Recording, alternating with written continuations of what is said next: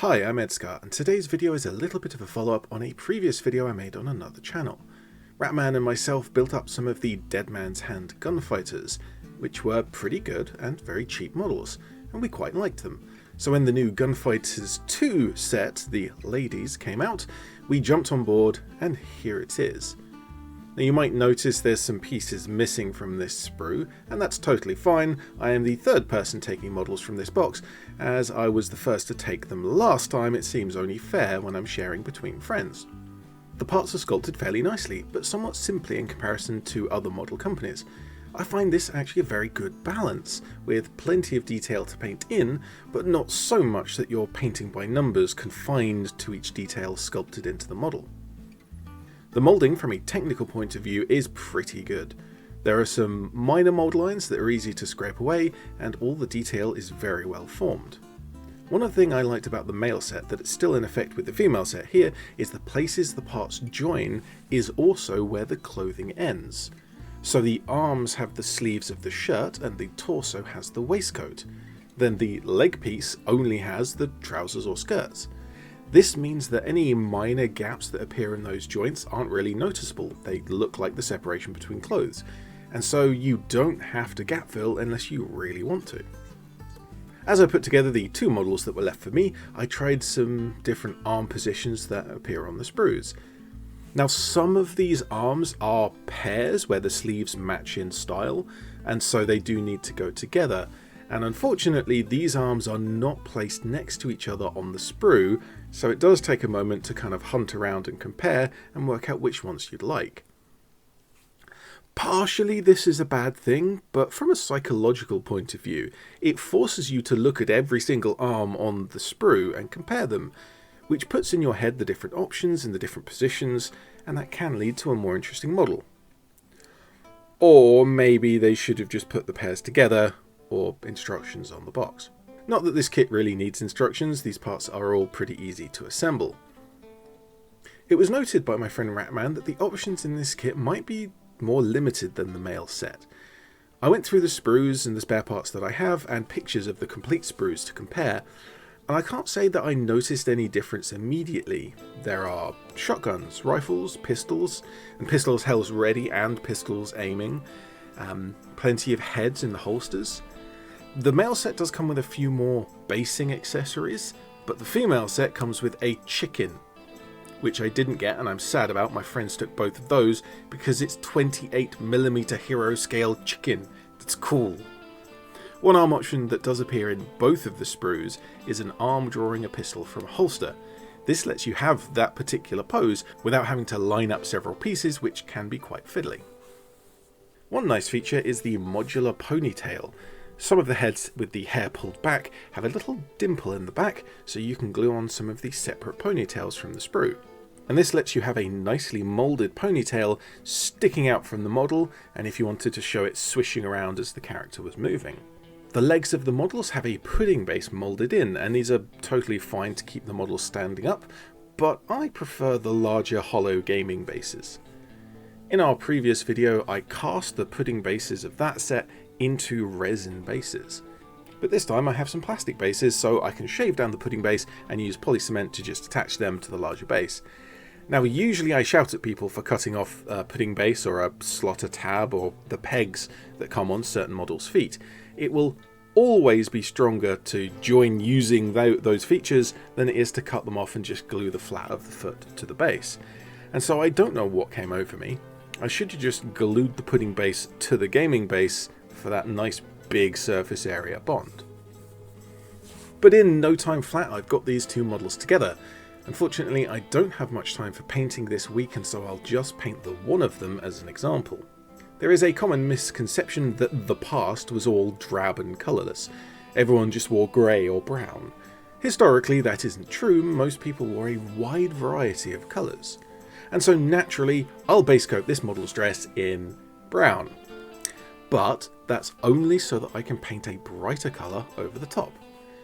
This is an orange paint that doesn't coat well by itself, but I found that it does look good over the top of the brown that I used as a base coat.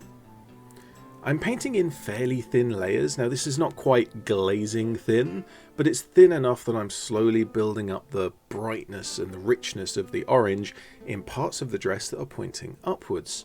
And I'm deliberately leaving the overhangs and uprights with fewer layers of the orange, and in some places I'm actually just leaving it brown. The two paints that I'm using, this brown and orange, have a similar value, similar brightness.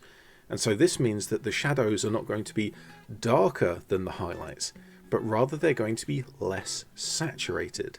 And the orange highlights are going to be more saturated. There are many ways to paint highlights and shadows, commonly with value, brightness, but you can also go by hue or saturation, and I've been practicing that technique recently. In some places I feel I want to bridge the shadow highlight a little differently, and so I scratch in some faint lines between them. This will hopefully show kind of a smoother gradient than the hard line that it was before, but also to give an impression of the fabric that this dress is made from, the individual strands. As I got towards the end of painting the dress, some of the parts of the model, like the knee and the shoulders, were almost an opaque orange, where most of the dress was somewhere in between the orange and brown. I wasn't quite sure I was happy with it, and I felt I needed to paint the rest of the model so I could get a better overall feel of the lighting, and then I might come back to touch up some bits here and there. I also found this hair stuck to the paint once it dried, and I had to scrape it away and repaint the knee. Well, moving on, I paint some more of the model in brown. Good job with this whole not painting brown in the past thing. But, again, this is just underpainting for a brighter colour, red this time, which I found goes very nicely over the darker brown that I used. In many ways, this is the same technique as for the dress, leaving the brown in the covered shadowy areas and painting many thin layers over the top, over the upper parts, and getting to that most saturated red in the highest, most prominent points of the model, like the collar and the shoulder blades. But the camera angle is kind of worse for this bit, so I don't really want to dwell on it, and I will move on to painting some black this time. Any of the metallic parts of the model, belt buckle, buttons, revolver, look much better with a black underneath the silver. And I'll also paint the hat in a black as well, so that will form the underpainting for some brown. In a little reversal of how I've painted most of the rest of this model, the hat is getting black both as a desaturated and darker paint than the dark brown that will form the highlight. I thought about highlighting up with a tiny bit of the lighter brown, or maybe even grey might be good. However, I felt that that was a suitable tone for how I wanted the model to look. Now it comes to the skin, and I have painted Caucasian skin tone pretty much the same way for the last 300 models that I've painted Caucasian skin tone. Start with a brown underpaint and then highlight into a pre-mixed Caucasian. However, someone suggested that I paint it differently, base coating with the Caucasian paint and using a brown wash. Unfortunately, the paint I'm using has pretty poor coverage. Even a few coats don't get me that opaque look. So when I skipped ahead to the wash, filtered it all down, really didn't look very good. And so I strengthened all of the sculpted details back with that original Caucasian paint. And again, this paint covers very poorly, but after a while, after quite a few layers, I did end up back in the same place as I would have with my old technique, but in 3 times the length of time. And all this talk of Caucasian paint reminds me that I need to paint some other skin tones. I have done some in the past, but just not as much as I'd like. The last detail I also wanted to paint with a test of a technique that I have not tried before is blonde hair. I have done it before with a tan or a sand coloured paint, but this time I want to try painting the pigtails in a primary yellow and then coating that with a brown wash quite heavily. I'm not entirely convinced with how this technique works, not least as there's this kind of subtle green tone coming out of this somewhere, possibly in my wash, but it's always worth trying new techniques to see if you can adapt them to suit your style. And I do want to come back to this at some point, and maybe I can work out kind of a different paint to use to not have that green. But, well, at this point, happy to call the model done. A fairly simple paint job for a quite nice but very low cost model. and she goes nicely with the kit bash I made from the previous Gunfighter set with a Frostgrave body, and naturally all of the other Gunfighters from the previous set, including the extra models I made by 3D printing bodies to use up all the plastic arms and head that are plentiful in both of these kits. Maybe at some point I'll actually play the game that these models are for. Post a comment if you'd like to see that on the channel.